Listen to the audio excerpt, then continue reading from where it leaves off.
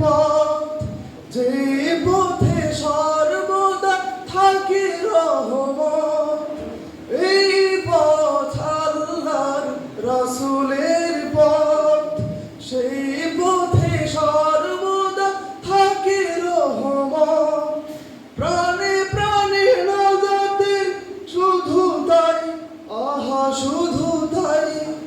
জান্নাতে একাই আমি যাব না তো ভাই, তোমাকে জান্নাতে দলে নিতে চাই। জান্নাতে একাই আমি যাব না তো ভাই, তোমাকেও জান্নাতে দলে নিতে চাই। মারহাবা। অসংখ্য ধন্যবাদ সুন্দর উপস্থাপন করার জন্য। এই পর্যায়ে আমাদের সামনে দারসুল কোরআন, পবিত্র কালামে হাকিম থেকে দারসুল কোরআন পেশ করছেন সূরা আল ইমরানের 159 নম্বর আয়াত। আজকের এই প্রোগ্রামে আমাদের বিশেষ অতিথি বাংলাদেশ জামাত ইসলামী পাঁচবিবি উপজেলা শাখার সম্মানিত কর্মপরিষদ সদস্য এবং আদর্শ শিক্ষক ফেডারেশনের সম্মানিত সভাপতি জনাব মাওলানা আবুল বাশার। আমি দাস পেশ করার জন্য বিশেষভাবে আহ্বান করছি। সকলে আগে সামনের কাতারটা পুরা করুন। দায়িত্বশীল যারা সামনের কাতার আশেপাশে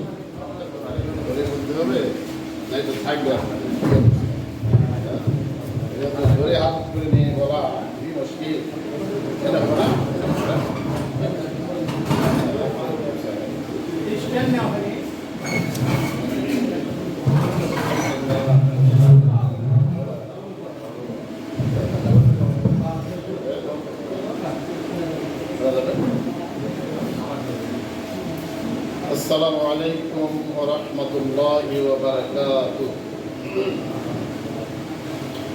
أعوذ بالله من الشيطان الرجيم. بسم الله الرحمن الرحيم. فبما رحمة من الله لنت لهم ولو كنت فظا غليظ القلب لانفضوا من حولك فاعف عنهم واستغفر لهم وشاورهم في الأمر فإذا عزمت فتوكل على الله إن الله يحب المتوكلين.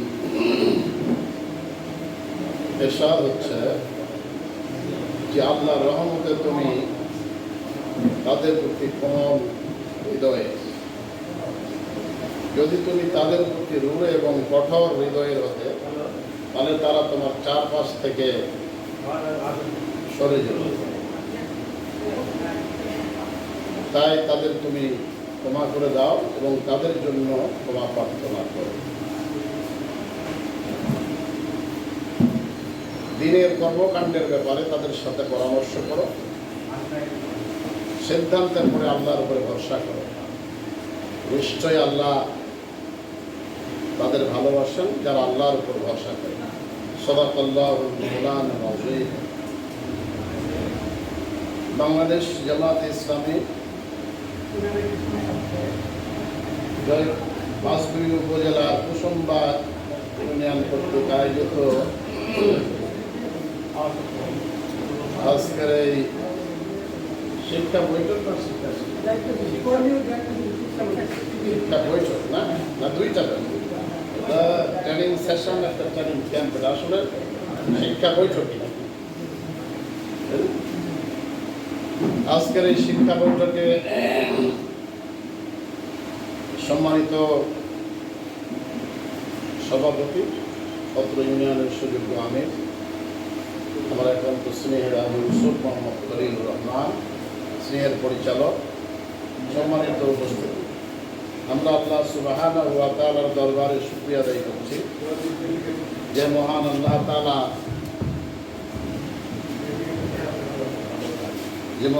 তাআলা আমাদেরকে এই সুন্দর সকালে এই শিক্ষা বৈঠকে অনেকের আগে ভাগে আসার তৌফিক দান করেছেন। এই জন্য আমরা আল্লাহর শুকরিয়া আদায় করি। সকলে বলি আলহামদুলিল্লাহ। সালাম পেশ করছি আপনার আমার প্রিয় নবী সাইয়েদনা মুহাম্মদ রাসূলুল্লাহ সাল্লাল্লাহু আলাইহি ওয়াসাল্লাম। প্রথমে একটু বলি যাদবে নিয়ে টিচারি করার অভ্যাস আছে তো, আর সামনে ছেলেপেলে থাকে, একটু কথাবার্তা বললে মুশকিল হয়। আর আপনারা সবাই যদি মোবাইল রিসিভ করেন আর ধরেন, তাহলে এখানে প্রোগ্রাম না করাই ভালো। মানে যার আপনারা সকলেরই মোবাইল আছে, সবাই যদি একবার করে মোবাইল ধরেন তাহলে এটা প্রোগ্রাম না করাই ভালো। অথবা আপনারা বাইরে না, তারা ধরবেন, তারা বাইরে যাবেন, আমার কথা বলবেন আপনারা প্লিজ, এইভাবে করে তো প্রোগ্রাম হবে না। হ্যাঁ, তাই একটু ধরবেন, বাইরে যাবেন আপনারা, বাইরে যা ধরবেন আপনারা, আসবে কোনো অসুবিধা নেই। কিন্তু একবার করে রিসিভ করলে এতগুলো মানুষ আছে, এই রিসিভ করলে আর আমাদের কথাবার্তা বলার দরকার। কি ব্যাপারটা বুঝলেন কি বিষয়? হ্যাঁ, সেজন্য একটু একটু হেল্প করবেন, আপনাদের কাছে বিনয়ের সাথে অনুরোধ। সম্মানিত উপস্থিতি, আমি আপনাদের দেওয়া সূরা আলে ইমরানের 159 নম্বর আয়াত আমি তেলাওয়াত করেছি, তার অর্থ বলেছি। একটি আয়াত মাত্র, তো এখানে যত সময় দেওয়া আছে 50 মিনিট, এত বড় তহবিল আমার আসলে না যে আপনাদের এই 50 মিনিট ধরে কথা বলবো। এত বড় তহবিল আমাদের নাই, আমার নাই, আর আমি এত জানতে পারবো তোমার। সুবহানাকা লা ইলমা লানা ইল্লা মা আল্লামতানা।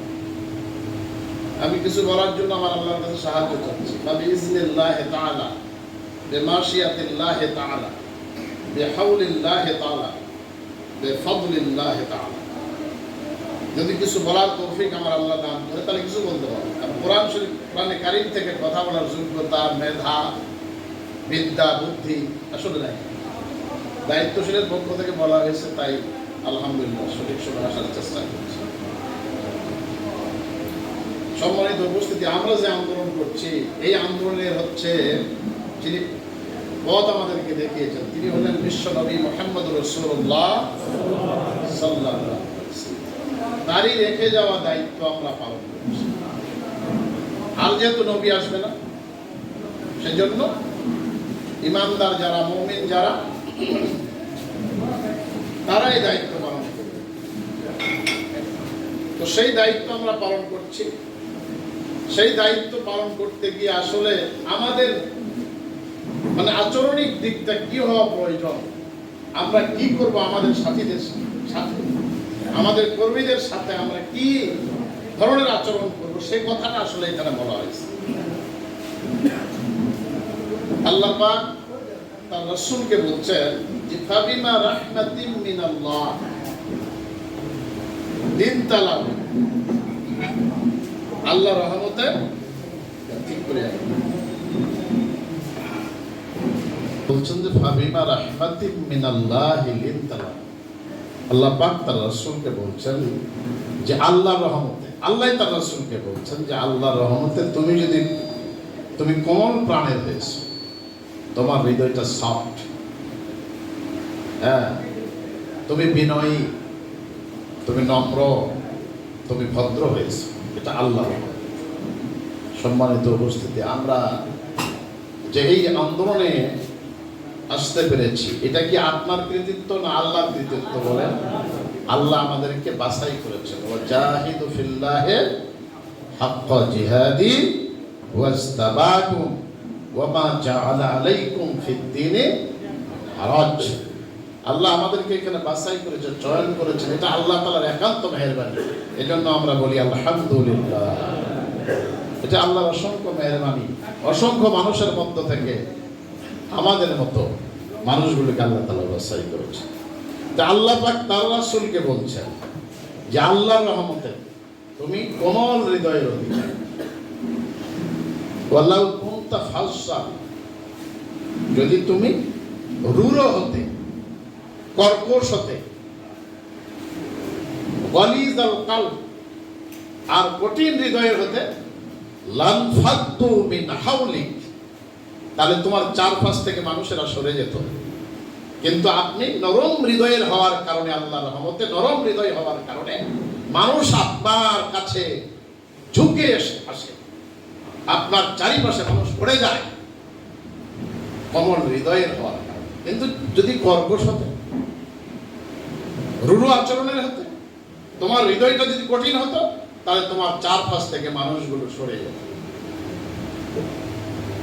সম্মানিত উপস্থিতি, এই যে রহম দিল হওয়া, একটু আমরা দেখি যে আমাদের সাইয়্যিদানা মুহাম্মদ রাসূলুল্লাহ সাল্লাল্লাহু আলাইহি ওয়াসাল্লাম, আল্লাহ যে বলছেন আপনি কোমল হৃদয়ের অধিকারী, একটু হৃদয়টা দেখেন, একটু মিলান আমাদের সাথে, মিলান যে কত আমাদের গরমিল আছে, একটু মিল করে দেখেন।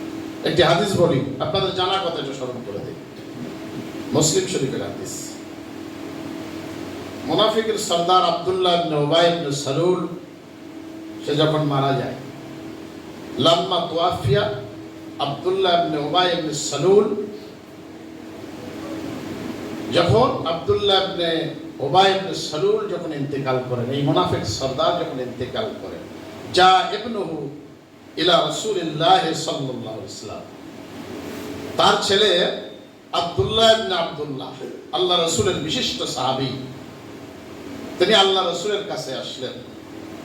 সুম্মা সাআলাহু ওয়া ইউতিয়াহু কামিসাহু ওয়া ইউকাফিনু ফীহি, এসে আল্লাহ রাসূলের কাছে আরজ করলেন যে ইয়া রাসূলুল্লাহ, আপনার জামাটা আমারে দিয়ে দিন, আপনার গায়ের জামাটা, জুব্বাটা আমারে দেন।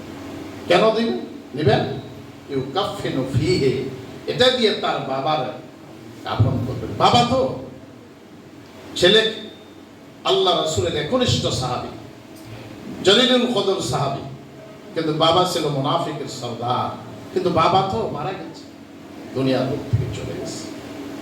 আমাদের অনেকের বাবাই তো দুনিয়ার বুক থেকে চলে গেছে। বাবা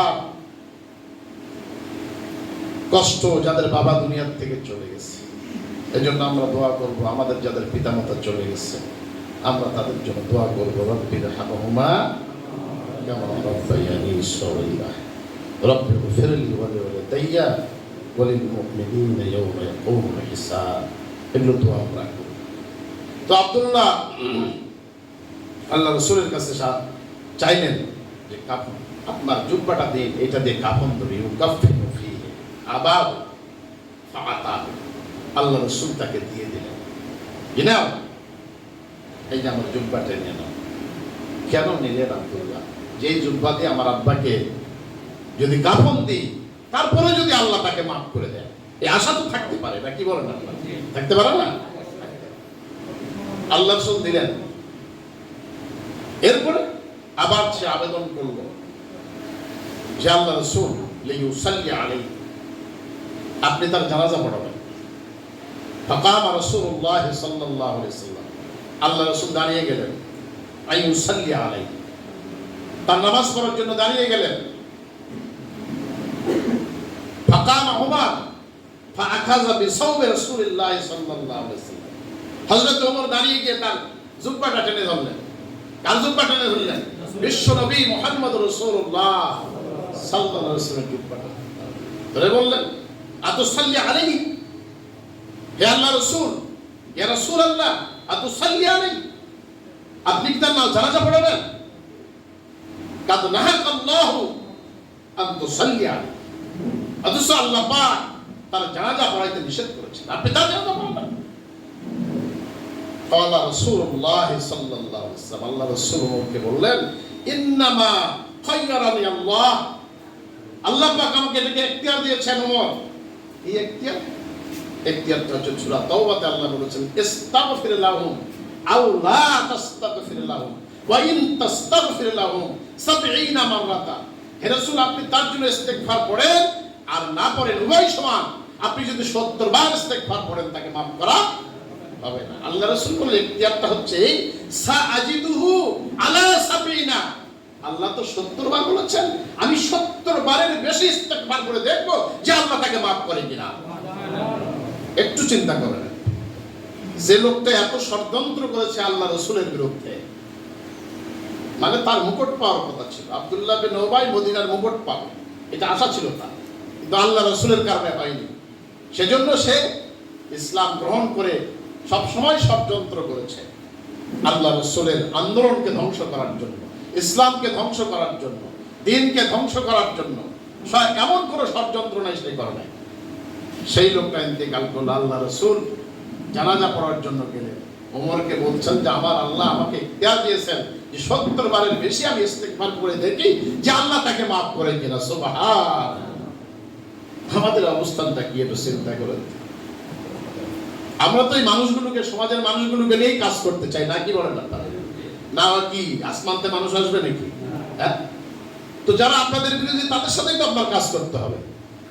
তো আপনার যদি এই দিলটা যদি তাদের প্রতি রহম দিল না হয়, তাহলে আন্দোলনের কাজ আপনি করতে পারবেন না। বলে এটাকে বলে আওয়ামী লীগ, এটাকে বলে বিএনপি, এটাকে বলে অমুক, এইটাকে বলে অমুক, তো বাদ দিলে তো কিছুই থাকবে না। কাজ নিয়ে কাজ করবে না। হ্যাঁ, বলবো তো আমার সাথে শত্রুতা করে, বলবো তো আমার জমা জমিয়ে গন্ডগোল, ওতে এমন, তাহলে কাজ নিয়ে কাজ করবেন। আল্লাহ রাসূল সাল্লাল্লাহু আলাইহি ওয়াসাল্লাম বললেন যে ওমর, যে ইন্নামা খায়্যারানি আল্লাহ, আল্লাহ আমাকে ইখতিয়ার দিয়েছেন আমি 70 বারের বেশি আমি ইস্তেগফার করে দেব।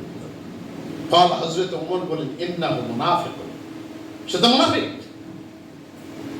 হে আল্লাহ রাসূল, সত্যি আল্লাহ রাসূল এটা জানেন সে মুনাফিক, তারপরে হযরত ওমর বলছেন, মানে আবেগকে আর আটকাতে পারছেন না।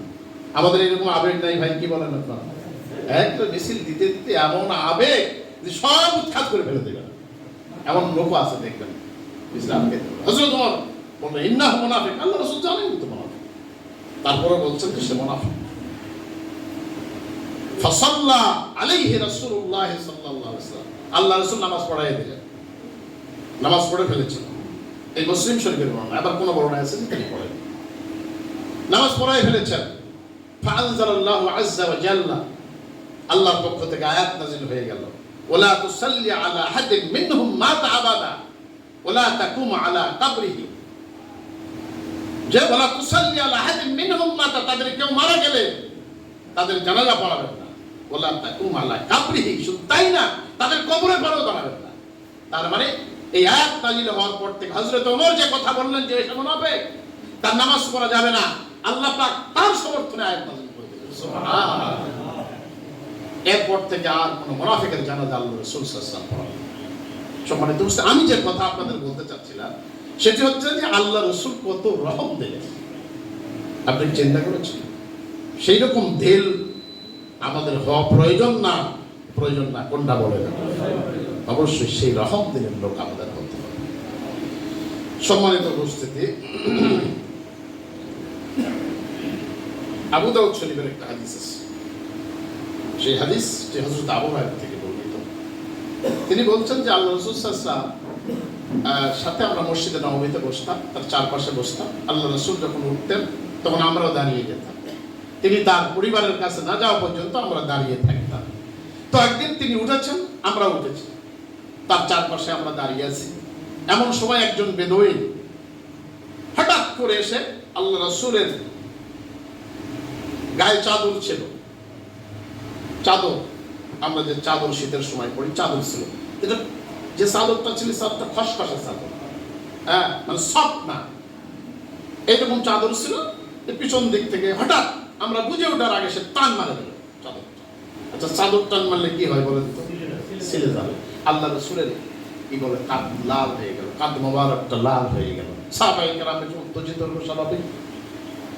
আল্লাহ রাসূল তার দিকে তাকালেন, বলছেন এই যে মুহাম্মদ সাল্লাল্লাহু আলাইহি ওয়াসাল্লাম, এই যে আমার দুটো উট দেখছেন, এই দুটো উট বোঝাই করে খাদ্য দিতে হবে। কেন দিবেন? সে বলছে যে ফাইন্নাকা লা তাহমিলু লি মিন মালিক ওয়ালা মিন মালি আবিক, এই সম্পদ তোমার না, এর থেকেও বাড়ায় বলতেছে যে ওয়ালা মিন মালি আবিক, এটা তোমার বাবারও সম্পদ না। কাকে বলতেছে বলেন তো? বিশ্বনবী মুহাম্মদ রাসূলুল্লাহ সাল্লাল্লাহু আলাইহি ওয়াসাল্লামকে বলছেন। তিনি তখন রাষ্ট্রপ্রধান, 4টা রাত মদিনা করার পরে তিনি মদিনা রাষ্ট্রের প্রধান হয়েছেন, সভাপতি হয়েছেন। সেই রাষ্ট্রের তিনি প্রধান, তাকে গিয়ে ধমক দিয়ে বলছে যে ওয়ালা মিন মালি আবিক, তোমার বাবার সম্পদ এটা না, অতএব দাও। চিন্তা করেছেন কত কথা। আমাদের একটা মেম্বারের ধারিতে পারবেন আপনি, খালি গিয়া বলেন তো, এই মেম্বার খালি দিয়া বলেন, আপনার থাপ্পড় মারে দিবেন, চেয়ারম্যান আপনি বাদই দেন। আল্লাহ রাসূলকে বিশ্ব নবী, পৃথিবীর শ্রেষ্ঠ নবী, নবীকুল সম্রাট তাকে বলছে এটা কি তোমার বাবার সম্পত্তি, দিয়ে দেন, কি অর্ডার?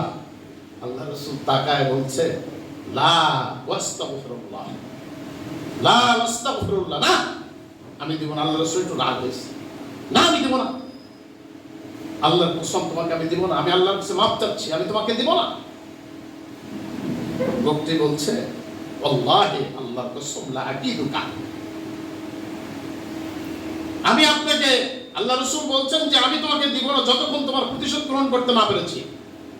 আপনার প্রতিশোধ গ্রহণ করার অধিকার আছে অতটুকু, যতটুকু তিনি করেছেন ততটুকু আপনি করতে পারেন। আল্লাহ রাসূল বলছেন না, আমি তোমাকে প্রতিশোধ না নেওয়া পর্যন্ত আমি তোমাকে দিব না কোনো মানুষ। তখন সে বলছে ওয়াল্লাহি আল্লাহর কসম লা আকিদুনা, আমি আপনাকে কোনোভাবেই প্রতিশোধ গ্রহণ করতে দিব না, কোনোভাবেই প্রতিশোধ গ্রহণ। আল্লাহ রাসূল থেমে গেলেন। কিছুক্ষণ পর একজন লোককে বললেন যে এদিকে আসুন, এই যে দুইটা উট দেখতেছেন, একটা উটে জব আর একটা উটে খেজুর ভর্তি বোঝাই করে দিয়ে দাও। দেওয়ার পরে কি করলেন আল্লাহ রাসূল দেখেন, আমি বলছিলাম যে আল্লাহ রাসূলকে আল্লাহ বলছেন যে তুমি আল্লাহর রহমতে কোমল হৃদয়ের অধিকারী পেয়েছো, সফট হৃদয়ের অধিকারী পেয়েছো, সফট হার্টের অধিকারী তুমি পেয়েছো। লোকটি বোঝাই করে দিলেন, দেওয়ার পরে বললেন সে তো একাই আসে, দুইটা উট আছে, মানে আরো লোক আছে। আল্লাহ রাসূল বললেন যে দোয়া করে দিলেন, যাওয়ার সময় প্রতিশোধ তো নিলেন না, দোয়া করলেন ফাকালা ইনসারাফু আলা বারাকাতিল্লাহ। আল্লাহ রাসূল বলেন ইনসারাফু, তোমরা চলে যাও আলা বারাকাতিল্লাহ, যেগুলো নিয়ে যাচ্ছে এগুলোর উপর যেন আল্লাহ বরকত দান করে দেন। সুবহান, প্রতিশোধ নিলেন না, বোঝা ভরে দিলেন, দিয়ে আবার দোয়া করে দিলেন এগুলোর উপরে যেন আল্লাহ বরকত দান। সুবহানাল্লাহ। আমরা হলে কি বলতাম, আগে পেটুন দাম, তারপরে এত বড় কথা, হ্যাঁ এত বড় দায়িত্বশীল আমরা, এত বড় নেতা আমরা, এত বড় কথা বলতে পারে। সম্মানিত ভাইয়েরা, সেই রাসূলের রেখে যাওয়া দায়িত্ব আমরা পালন করছি। আমাদের তো আছে, আমার নিজেরও আছে, খুব কর্কশতা আছে, আমার কথার মধ্যে কর্কশতা আছে, আমার আচরণের মধ্যে কর্কশতা আছে। আলহামদুলিল্লাহ, হয়তো আপনাদের আল্লাহ যেন আমাদেরকে রূঢ় আচরণ, কর্কশ আচরণ করার যেন আমরা না করি, আল্লাহ যেন তৌফিক আমাদেরকে দান করেন। সম্মানিত উপস্থিতি, আরো দু একটি হাদিস আমি আপনাদের শোনাই। আমার দম কুলাবে কিনা আমি জানি না তখন পর্যন্ত। যে হযরত জাবির ইবনে আব্দুল্লাহ থেকে একটা হাদিস বর্ণিত আছে, এটা মুসলিম শরীফের হাদিস, 5844 নম্বর হাদিস, মুসলিম শরীফের হাদিস। আমি আপনাদের যে জিনিসটা বোঝাতে চাচ্ছিলাম যে আল্লাহ রাসূল কত কোমল হৃদয়ের অধিকারী, একটু চিন্তা করার জন্য আপনাদের বলছে। সেই রাসূলের রেখে যাওয়া দায়িত্ব আমরা পালন করছি, সেই কথা আমি আপনাদের বোঝাবার চেষ্টা করছি। সেটি হচ্ছে হযরত জাবির ইবনে আব্দুল্লাহ বলছেন যে আমরা রাসূল সাল্লাল্লাহু আলাইহি ওয়াসাল্লামের সঙ্গে নাজদের দিকে একটা জিহাদে অংশগ্রহণ করেছিলাম। নাজদের দিকে আল্লাহ রাসূল সেই জিহাদে অংশগ্রহণ করেছেন নাজদের। তো হঠাৎ করে আল্লাহ রাসূল সাল্লাল্লাহু আলাইহি ওয়াসাল্লাম পিছন দিক থেকে আসলেন এমন একটা জায়গায়, যে জায়গাটা কাঁটাযুক্ত ছিল। এইরকম একটা জায়গায় আল্লাহ রাসূল সাল্লাল্লাহু আলাইহি ওয়াসাল্লাম আমাদের সাথে অ্যাড হয়ে গেলেন, যুক্ত হয়ে গেলেন, যোগ হয়ে গেলেন। তো সেই সময় তিনি একটা গাছের কাছে গেলেন, গিয়ে তিনি তার তরবারিটা ছিলেন, এই তরবারিটা গাছের একটা ডালের সাথে ঝুলাই দিলেন, দিয়ে তিনি সেখানে বিছনা বিছিয়ে সেখানে আরাম নেবেন, আরাম করবেন, কারণ ক্লান্ত হয়ে পড়েছে জিহাদের ময়দানে থেকে, এই জন্য আরাম করবেন। তো তিনি যখন রেস্টের জন্য শুয়ে গেছেন, আরাম করবেন, সাহাবায়ে কেরাম বিভিন্ন জায়গায় তারাও ছড়িয়ে ছিটিয়ে গিয়ে তারাও আরামের জন্য তারা বিভিন্ন জায়গায় চলে গেছেন। তো আল্লাহ রাসূলের থেকে আমরা পড়ে শুনলাম যে হঠাৎ একটা লোক এসেছে, আল্লাহ রাসূল ঘুমিয়েছিলেন, হঠাৎ একজন লোক এসেছে, একজন লোক এসে তরবারিটা হাতে নিয়েছে, তরবারিটা হাতে নিয়ে আল্লাহ রাসূলের ঠিক মাথার কাছে দাঁড়িয়েছে। আল্লাহ রাসূল চোখটা জাগিয়ে দেখেন যে একজন আগন্তুক লোক তরবারি হাতে নিয়ে এবারে দাঁড়িয়ে আছে। আল্লাহ রাসূলের তরবারিটা খুলে গেছে, নিয়ে আল্লাহ রাসূল যখন চোখটা জাগিয়েছেন তখন সে বলছে ফাকালা লি, আল্লাহ রাসূল বলছেন, সে আমাকে বলল যে মাই ইয়ামনাউকা মিন্নি, তোমাকে আমার থেকে এখন কে বাঁচাতে পারে? কে বলছো? এই লোকটি তরবারি নিয়ে গেছে। তার মানে কি করবে? হত্যা করবে। কোনো সাহাবায়ে কেরাম তার পাশে নাই। আল্লাহ রাসূল ঘুম থেকে জেগে দেখেন এই অবস্থা। তাহলে নিঃসন্দেহে তাকে হত্যা করতে এসেছে নাকি বলেন আপনারা? হ্যাঁ, বলছে আপনার কে বাঁচাতে পারবে? আল্লাহ রাসূলকে বলছেন, ধমক দিয়ে বলছেন, মাইয়াম নাউ গামিননি, যে আমার থেকে তোমাকে কে বাঁচাতে পারে? কি বলবেন আল্লাহ রাসূল? আমরা তো হইলে আমার নিজেরও, আপনাদের না, আমার নিজেরও হইলে আমরা সিদ্ধান্ত নেওয়া পারতাম না, সেটা না করে দেখতাম, হয়তো অজ্ঞান হয়। কি বলবো কি বলবো, বিপদ আসলে বুঝি না। মানে চোর বাড়ালে বুদ্ধি বাড়ায়, আমার নিজের, সেটা আপনাদের না। চোর বাড়ির থেকে ঘুরে যাচ্ছে, পরে অনেক বুদ্ধি, হ্যাঁ হ্যাঁ এই করলে তো চোরটা আটকে দিচ্ছে। আল্লাহ রাসূল খুব শান্ত মাথায় উত্তর দিচ্ছেন। ওয়ালা আল্লাহ রাসূল বলছেন, আল্লাহ। কে বাঁচাবে?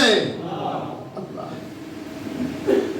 বাঁচাবার মালিক আল্লাহ, মৃত্যুর মালিক আল্লাহ, সবকিছুর মালিক কে? আল্লাহ রাসূল শান্ত চিত্তে উত্তর দিচ্ছেন, তরবারি হাতে। তাকে হয়তো কোনো সাহাবায়ে কেরাম তার পাশে নাই, তিনি উত্তর দিচ্ছেন আল্লাহ। ওয়া ক্বালা ফিস সানিয়া, লোকটি আবার দ্বিতীয়বার বলছে, মানে সে তো নিশ্চিত মারবে, তো একটু দেখেই মারুক যে কেমন লোকটির সাহস। ওয়া ক্বালা ফিস সানিয়া, দ্বিতীয়বার সে বলল যে মান ইয়ামনাউকা মিন্নি, আমার থেকে তোমাকে কে বাঁচাইতে পারে? আল্লাহ রাসূল সাল্লাল্লাহু আলাইহি ওয়াসাল্লাম আবার বললেন, আল্লাহ আমাকে বাঁচাবে। এই দ্বিতীয়বার বলার সাথে দুই ধরনের বর্ণনা আছে, যে তরবারিটা হাত থেকে পড়ে গেছে, একটা বর্ণনা আছে। তখন আল্লাহ রাসূল তরবারিটা হাতে তুলে নিয়েছে, তখন সে থরথর করে কাঁপছে। আল্লাহ রাসূল আর কিছু বলেন না, এইটা একটা বর্ণনা আছে। আর একটা বর্ণনা হচ্ছে যে আল্লাহ রাসূল দ্বিতীয়বার যখন বলেছে আমাকে আল্লাহ বাঁচাবে, তখন সে তরবারিটা কোষবদ্ধ করে পাশে গিয়ে বসে আছে। এরপরে সাহাবায়ে কেরাম এসেছে। তো কি করবে সাহাবীরা বলেন আপনারা? হ্যাঁ, আমরা যেমন বলি, হ্যাঁ হ্যাঁ দায়িত্বশীল যদি কথা না শোনে আমরাই এটা সাইজ করে দেবো, কি বলেন আপনারা? এই যে আপনাদের মিছিলে আমি ছিলাম, এই যে সালাইপুরের মিছিলে, দুই তিনজন যেভাবে ধরলাম হয়ে গেছে, কাজ আর শেষ, হ্যাঁ সব পুরাই দাও নাকি বলেন আপনারা? এরকম লোক তো আছে, কিছু থাকবে, এরকম লোক থাকে। আন্দোলনে এক ধরনের সব ধরনের লোক থাকে না। তো এরকম সাহাবায়ে কেরামের একটু উত্তেজিত হয়ে গেল। আল্লাহ রাসূল কিছুই বললেন, লোকটিকে আল্লাহ রাসূল মাফ করে দিলেন। সুবহানাল্লাহ। হত্যা করতে এসেছে, আপনি চিন্তা করছেন আমরা ছাড়ে দিতাম না যদি শুনে পাইতাম না, এটা বসান দাও, কেন মাফ করে দিলেন? লোকটি চিন্তা করলো এই লোকটি আর মানুষ না, নিঃসন্দেহে আল্লাহর নবী। সে পড়ে ফেললো, আশহাদু আল্লা ইলাহা ইল্লাল্লাহ ওয়া আশহাদু আন্না মুহাম্মাদান আবদুহু ওয়া রাসূলুহু। এভাবেই তো লোকেরা এসেছে, আল্লাহ রাসূল দলে দলে আসছে এইভাবে। তার আচরণ দেখে, তার ব্যবহার দেখে, তিনি কমল হৃদয়ের অধিকারী। এই দিকে আল্লাহ বলছেন, আপনি যদি কর্কশ হতেন, ফাজ্জান কর্কশ রূঢ় হতেন, এবং গালিজাল কলব, আপনি যদি আপনার হৃদয়টা যদি কঠোর হতো, লাম ফাদ্দু মিন হাওলি, তাহলে লোকগুলো আপনার পাশ থেকে সব চলে যেত। সেজন্য যদি আল্লাহর দ্বীনের কাজ করতে চান, আপনার হৃদয়টাকে প্রবল করতে হবে। সবসময় মানুষকে ক্ষমা করে দেওয়ার মানসিকতা আপনার থাকতে হবে। ভুল করেছে মাফ করে দিলাম, দেখবেন লোক আসবে। আমি তো এই পরীক্ষিত জিনিস, আমি জানেন না, কিছুদিন চেয়ারম্যান ছিলাম, কিছুদিন মানে ভালোই, মানে 5 বছরের জায়গা 8.5 বছর। তো এই এক সময় একটা বন্যা হয়েছিল, খুব বড় বন্যা না। তো বন্যা হয়ে গেছে, তো একসাথে কি সব জায়গায় যেতে পারবেন? আমরা যত কথা বলি না, দায়িত্ব পালনটা কিন্তু এত সহজ জিনিস। অনেক বড় বড় বক্তৃতা দেওয়া যাবে, আপনার হাতে যখন ক্ষমতা আসবে তখন দেখবেন যে অবস্থানটা আপনার কি হয়ে যায়, আপনি বুঝতে পারবেন না। আমার তো আমি যখন চেয়ারম্যান হওয়ার আগে বক্তৃতা দিলাম, যারে বক্তৃতা দিলাম, কে সুদ ঘুষ নেই আমি দেখবো। কিন্তু এমন হইলো যে ফাইল নড়ে না। ফাইল যদি না নড়ে, আপনার ইউনিয়নে তো ডেভেলপমেন্ট হবে না। ডেভেলপমেন্ট না হলে আপনি জবাব দিবেন কি? আপনি কি দিয়ে আসেন কে জানেন? তো যাই হোক, এই বন্যায় তো সব এক জায়গায় যাওয়া যায় না। তো আমি নাম বলবো না, আপনারা চিনবেন, গ্রামের নাম চিনবেন পরে। তো অনেক পানি, এতখানি পানি। তো লোকজন সহ আমরা ওই আসছি দেখার জন্য, একটু দেরি হয়ে গেছে, একদিন দেরি হয়ে গেছে। এক বৃদ্ধ লোক গালি দেওয়া শুরু করলো, বাবা সে যা গালি মুখত আসে তাই। আমাদের লোকজন রাগ করতেছে, না বলেন ঠিকই বলতেছে, অন্যায় কি? চেয়ারম্যান আসা দরকার ছিল, সে যত কষ্টই হোক না কেন বা কি হোক, রাত বিরাত যায়, দরকার ছিল তো আসা, আমরা আসতে পারি, এটা আমাদের ত্রুটি। চুপ করে থাকলাম সবাই, একবারে চুপ থাকলাম। এই বন্যা টন্যা শেষ হওয়ার পরে একদিন আমার সাথে দেখা, বেচারা বয়স্ক মানুষ, বেচারা ভ্যানে চলে যাচ্ছে, তো দূর থেকে সালাম দিল, আসসালামু আলাইকুম, বাবাজি ভালো আছেন? বলে বাবা ভালো আছি। এই যে আমার একটা সালাম, আমাকে গাড়ি দিলে আমি প্রত্যুত্তর দেই নাই, এই লোকটা মারা যাওয়ার আগ পর্যন্ত আমার নাম স্মরণ করেছে, মারা যাওয়ার আগ পর্যন্ত। আলহামদুলিল্লাহ। মানে আপনি যদি ক্ষমা করে দিতে পারেন মানুষকে, মানুষ আপনার পক্ষে চলে আসবে, আপনার সাথে চলে আসবে, আপনার কাছে ভিড় লাগাবে তারা। এটা আল্লাহ রাসূলের চরিত্র আমাদেরকে তাই সম্মানিত জায়গা। আরেকটি হাদিস, এটা হাদিস না, এটা ইতিহাসেও আছে, ইতিহাসের কিতাবে আছে, সিরাতুন নবী সাল্লাল্লাহু আলাইহি ওয়াসাল্লামের বই আছে, যে আপনারা এটা জানেন, এটা জানার জন্যই আপনাদের বলছি। সেটা হচ্ছে যে আল্লাহ রাসূল সাল্লাল্লাহু আলাইহি ওয়াসাল্লাম মসজিদে নববীতে বসেছিলেন, তো একজন বেদুইন আসলে, মূর্খ বেদুইন, মানে সে লেখাপড়া জানে, মানে লেখাপড়া সে ভালো জানে না, এই মূর্খ বেদুইন আল্লাহ রাসূলের কাছে আসে। তো এসে মসজিদে নববীতে প্রস্রাব করা শুরু করেছে। তো আপনি মসজিদে প্রস্রাব করে ঠিক থাকবেন, এমনকি মদখোরও যদি দেখে যে মসজিদে প্রস্রাব করতেছে, আমার অবস্থা খারাপ করে দিবে, যে আমাদের এই পবিত্র জায়গায় প্রস্রাব করবে, এত বড় সাহস, হ্যাঁ, কেউ মেনে নেবে না। সাহাবায়ে কেরাম উত্তেজিত হয়ে গেল। আল্লাহ রাসূল বলেন যে ওকে ভালো করে প্রস্রাবটা করতে দাও। তবে যদি প্রস্রাব করতে না দেওয়া হয় অসুখ হবে, অর্ধেক প্রস্রাব যদি আটকে থাকে আর অর্ধেক প্রস্রাব করে, তাহলে অসুস্থ হইতে পারে সে। এজন্য প্রস্রাবটা ভালো করে করতে দাও, ভালো করে প্রস্রাবটা করো। ভালো করে প্রস্রাব হয়ে গেল, আল্লাহ রাসূল বলেন পানি দাও, বালতি দিয়ে পানি দাও, ওটা ধুয়ে দাও। এবার লোকটিকে ডাকলেন, যে ডাকার পরে তিনি বললেন যে এইটা আমাদের পবিত্র স্থান, মসজিদ, এখানে আমরা আমাদের রবের উপাসনা করি, ইবাদত করি, এখানে তো তোমাদের তো উপাসনায় আছে, সেখানে করলে কেমন হতো? লোকটি বুঝতে পারলো যে এটা আমার ঠিক নয়। লোকটি কাঁপতে লাগে, চিন্তা করলো, আহারে এই কেমন লোক, আমি তাদের মসজিদে প্রস্তাব করলাম, অথচ আমাকে সুন্দর করে ডাকে বুঝাই দিল এটা আসলে কোনো সাধারণ মানুষ নয়, এটা অবশ্যই মহামানব, আল্লাহ প্রেরিত রাসূল। সে বলল, আশহাদু আল্লা ইলাহা ইল্লাল্লাহ ওয়া আশহাদু আন্না মুহাম্মাদান আবদুহু ওয়া রাসূলুহু। এই হযরত আনাসের কথাটা আপনারা জানেন, আল্লাহ রাসূলের খাদেম ছিলেন। কোন বর্ণনায় এসেছে যে 10 বছর ধরে, 10 বছর তিনি আল্লাহ রাসূলের খেদমত করেছেন, ছোট্ট বালক। এটা হাদিসেও আছে এই ঘটনাটা, এটা আবু দাউদ শরীফের হাদিসে আছে, 4773 নম্বর হাদিস। হযরত আনাস বলছেন যে আমি রাসূলের খেদমত করেছি, তিনি কোন সময় এরকম অর্ডার আমাকে করেন নাই যে এই কাজটি করো বা এই কাজটি কেন করো নাই, এরকম কোন অর্ডার তিনি করেন নাই। কি করেছেন? বলছে একদিন আল্লাহ রাসূল আমাকে বলেছে, আনাস ওই কাজের জন্য তুমি একটু যাও। আনাস ছোট ছেলে, বের হয়ে গেছে, গিয়ে রাস্তায় গিয়ে দেখে যে লোকজন খেলাধুলা করছে, তখন খেলাধুলায় দাঁড়িয়ে গেছে। এই খেলাধুলা আমাদের অনেকেরই দেখতে ইচ্ছে করে, কি বলেন আপনারা? আমাদের বয়স হলেও আমরা তো মাঝে মাঝে খেলাধুলা দেখি। তো কি বলেন, তিনি ওই খেলাধুলাই দেখে আটকে গেছে। আল্লাহ রাসূল অনেক সময় হয়ে গেল, আল্লাহ রাসূল বলল, আনাসকে পাঠালাম, ছোট্ট ছেলে কই, কোথায় গেল, কি অবস্থা, একটু হতে পারে না স্বাভাবিক। আল্লাহ রাসূল তখন বের হয়ে গেলেন। তো রাস্তা দিয়ে যেতে যেতে দেখেন, দেখেন খেলা শুরু হয়েছে। আনাস একটা তন্ময় হয়ে দেখছেন খেলা। আল্লাহ রাসূল এবং ঘাড়ে হাত দিলেন, হাত দেওয়ার সাথে আনাস ঘুরে দেখেন যে আল্লাহ রাসূল খিলখিল করে হাসতেছে, সুবহানাল্লাহ, মুস্কি হাসি দিচ্ছে। আল্লাহ রাসূল বলছে, আনাস ওই যে তোমাকে পাঠিয়েছিলাম, যাবে না? বলে, হ্যাঁ ইয়া রাসূলুল্লাহ, এই তো যাচ্ছি আমি। হযরত আনাস বলছেন, আল্লাহ রাসূলের এই যে হাসি মাখা শাসন আমার মৃত্যু পর্যন্ত আমার মনে ছিল। আমরা কি বলি, আমি নিজেও, আমরা এই কাজটা করেন না কেন, দেরি করতেছেন কেন?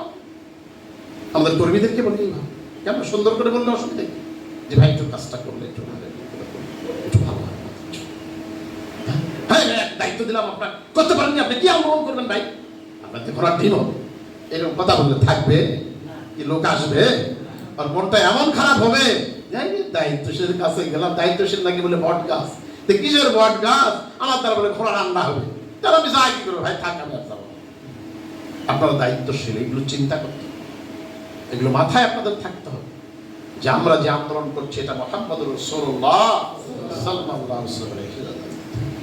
এই জন্য আমাদের সম্মানিত উপস্থিতি, আল্লাহ পাক কোরআনে কারীমের অনেক জায়গায় বলেছেন। যেমন একটি জায়গায় আপনাদের বলি, সেটা হচ্ছে যে মুহাম্মদুর রাসূলুল্লাহ ওয়াল্লাযীনা মাআহু আশিদ্দাউ আলাল কুফারে রুহামাউ বাইনাহুম। মুহাম্মদ আল্লাহর রাসূল, ওয়াল্লাযীনা মাআহু তার সাথীরা ছিল, আশিদ্দাউ আলাল কুফার কাফেরদের প্রতি কঠোর ছিল, আর রুহামাউ বাইনাহুম পরস্পর ছিল রহম দিল।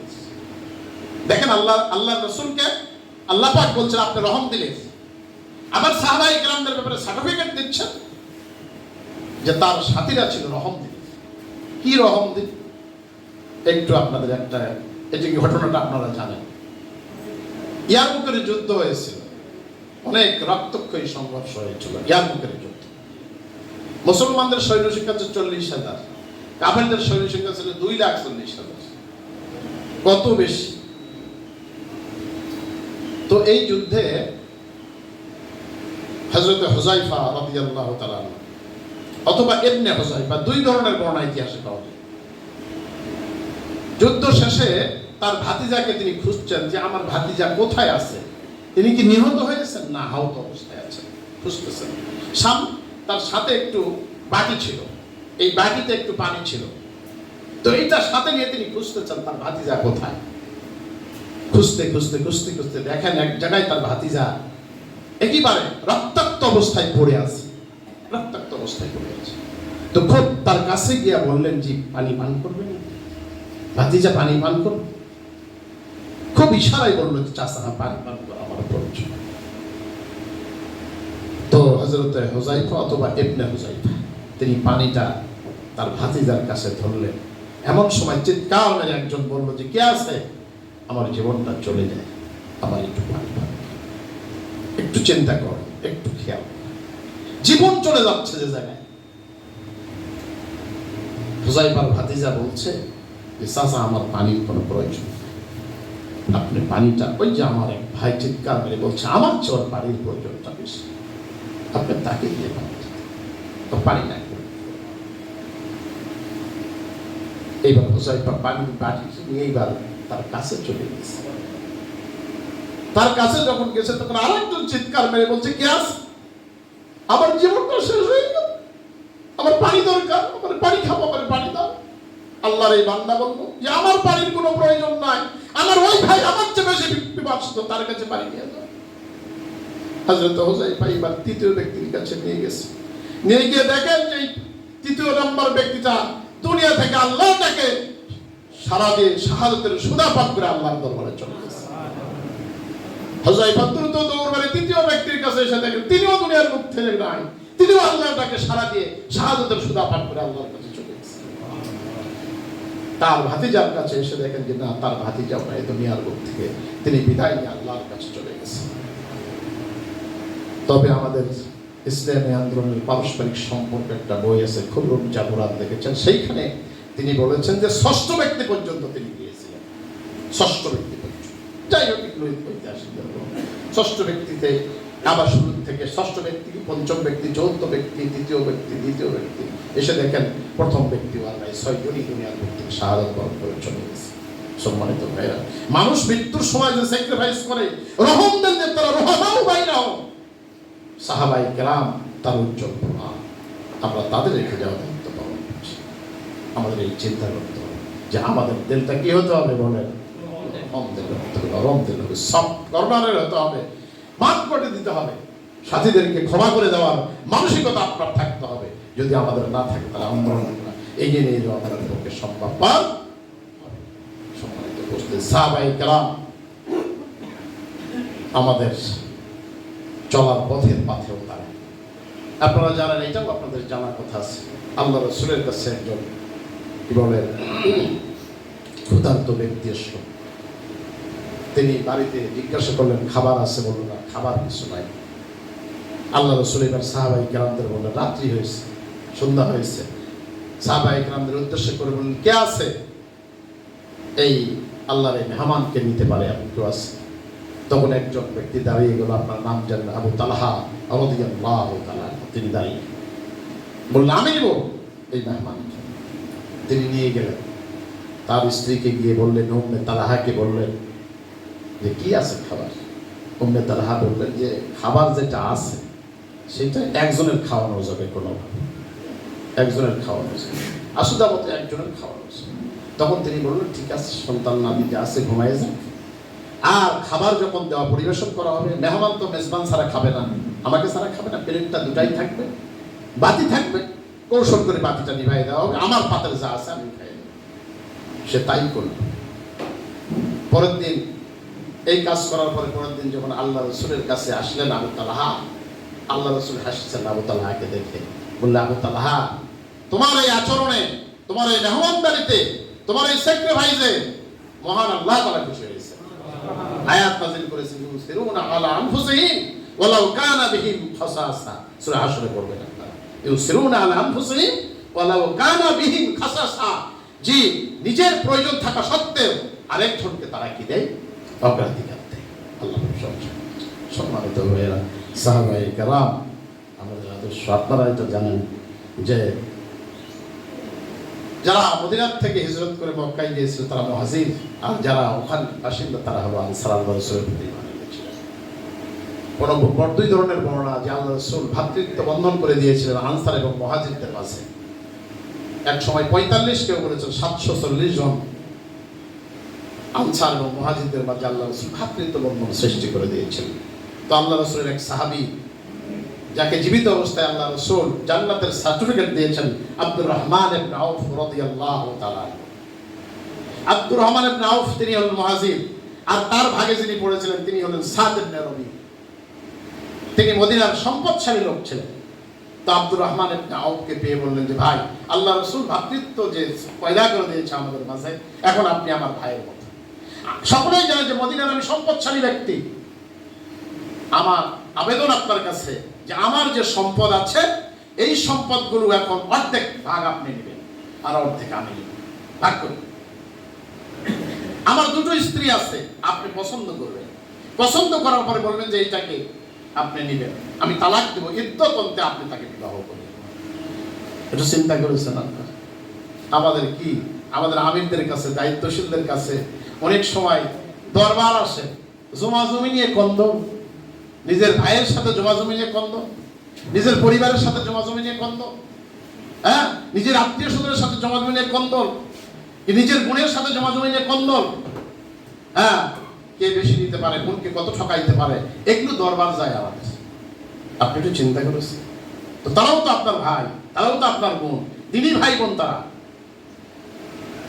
সাহাবায়ে কেরাম কি করেছেন? হযরত আব্দুর রহমান ইবনে আউফ বলছেন যে, ভাই, আপনার জমি অর্ধেক লাগবে না, আপনার স্ত্রীও আমার দরকার নাই, আমার একটু বাজারটা দেখে দিন, বাজার কোন দিকে আছে আমি সেই বাজার দেখে দেন, আমি কি বলে জঙ্গলে কাঠ কেটে সেই বাজারে এসে বিক্রি করে আমি আমার পরিবার পরিবার আপনার সুবহানাল্লাহ।